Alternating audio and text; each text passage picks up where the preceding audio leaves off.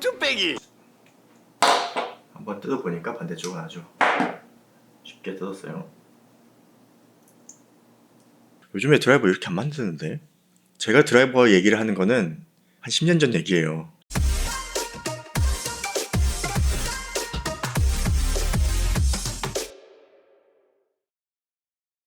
안녕하세요, 영기비입니다. 지난 영상 재밌게 보셨나요? 제품 8개를 모두 언박싱 하면서 들어보기까지 하니까 촬영 시간이 너무 길어져서 측정을 바로 진행하지 못했습니다. 그래서 오늘은 각 제품들 측정 결과 어떤 상태인지 알려드리도록 하겠습니다. 원래 지난 영상에서 측정까지 했다면 괜찮은 제품 2대 정도만 진행을 했을 텐데 다시 영상을 만들기로 했으니까 이 8가지 제품 모두 측정을 해봤습니다.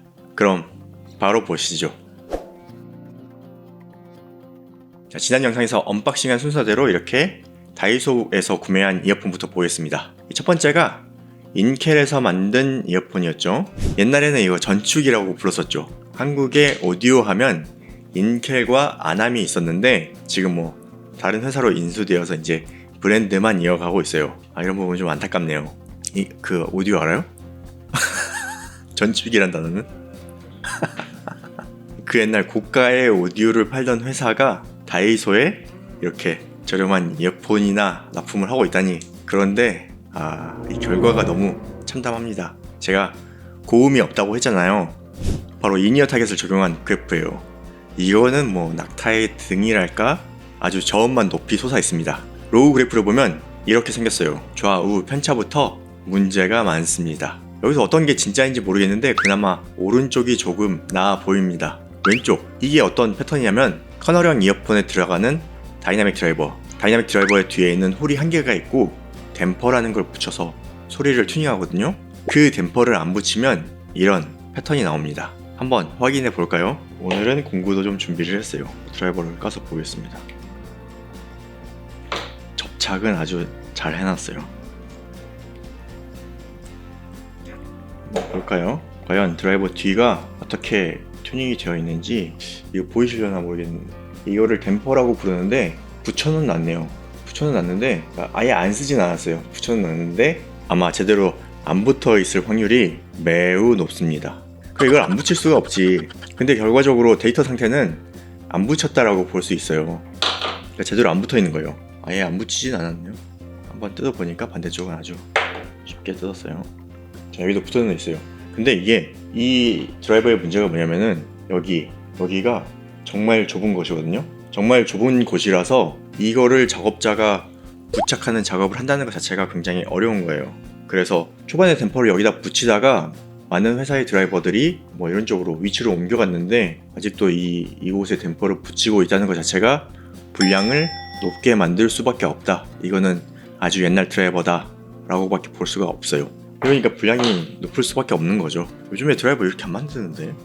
제가 드라이버 얘기를 하는 거는 한 10년 전 얘기예요. 10년 전에 또 이런 거를 불량 많이 나서 막 개선하고 그랬었는데 아직도 이렇게 만드는 드라이버가 있네요. 그 다음 두 번째, 이어맥에서 만든 C타입 이어폰입니다.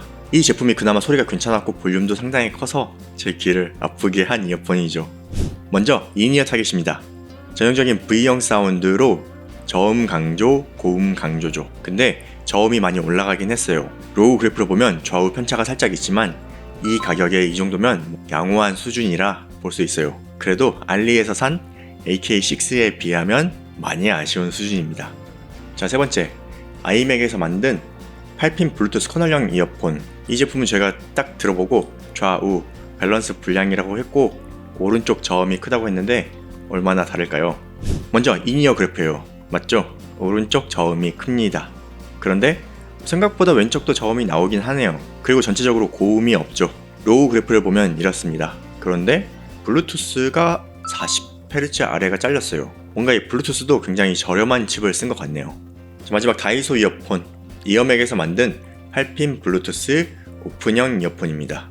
이 제품도 블루투스라는 거죠. 제가 지난 영상에 고음이 잘 안 들리고 커널형처럼 튜닝해 놨었다 라고 얘기를 했는데 그래프를 보면 저음이 어마어마합니다. 인켈과 비슷한 수준이네요. 이거 로우 그래프를 봐도 역시 고음이 없죠. 좌우 편차도 심하고요. 이게 오픈형이라 좌우 편차는 긴가민가 했었어요. 오픈형인데 고음이 이렇게 안 나온다는 것도 신기하네요. 뭐 이 정도면 불량이라고 봐야죠. 고음이 없다는 거는 드라이버 전면 쪽에 문제가 있을 확률이 높아요. 자, 결과적으로 다이소에서 구매한 4개 제품 중 그나마 쓸만한 건 이어맥에서 만든 C타입 제품입니다.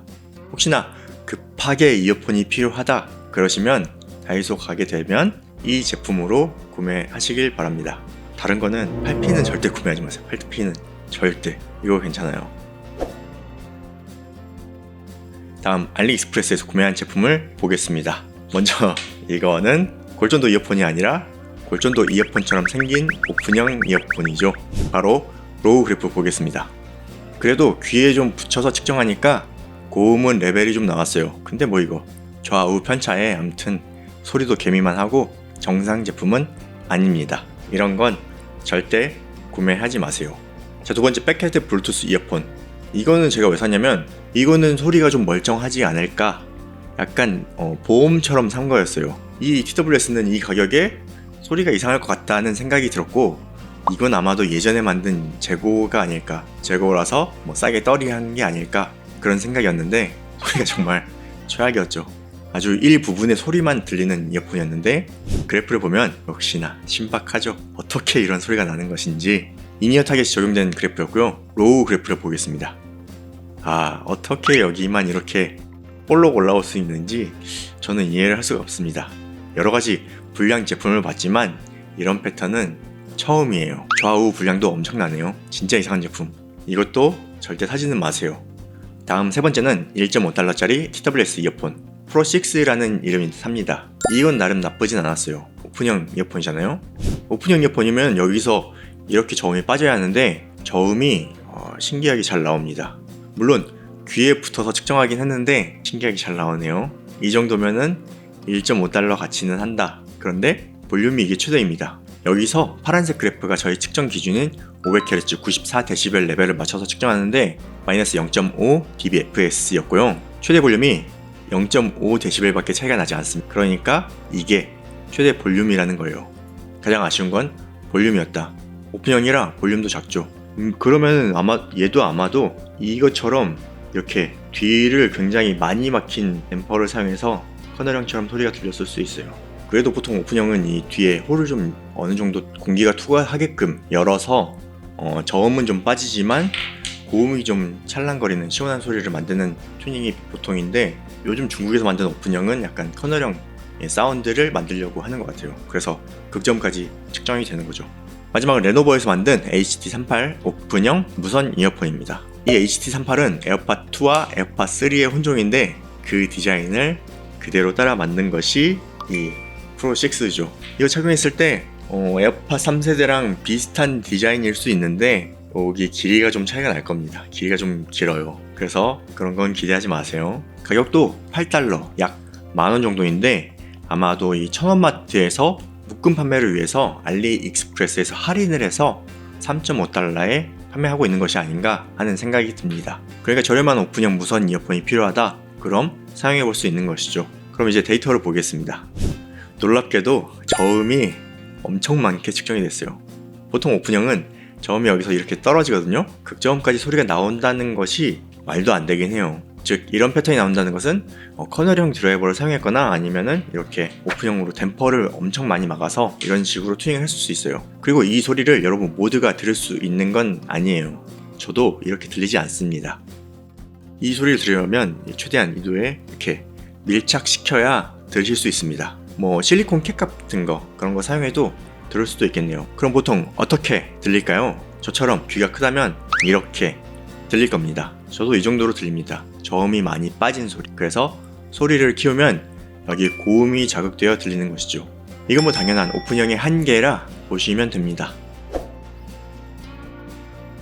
다음 마이크 성능도 한번 보겠습니다. 마이크 성능은 괜찮았던 다이소에서 구매한 이 이어맥 C타입 이어폰과 알리익스프레스에서 구매한 레노버 HT38만 보겠습니다. 마이크는 통화 녹음 들려드릴게요. 잘 들어보세요. 네, 영재입니다. 저는 지금 이어맥 C타입 이어폰을 착용하고 통화하고 있습니다. 지금은 조용한 사무실 환경입니다. 네, 영재입니다. 저는 지금 레노버 HT38을 착용하고 통화하고 있습니다. 지금은 조용한 사무실 환경입니다. 네, 영재입니다. 저는 지금 이어맥 C타입 이어폰을 착용하고 통화하고 있습니다. 지금은 시끄러운 지하철 환경입니다.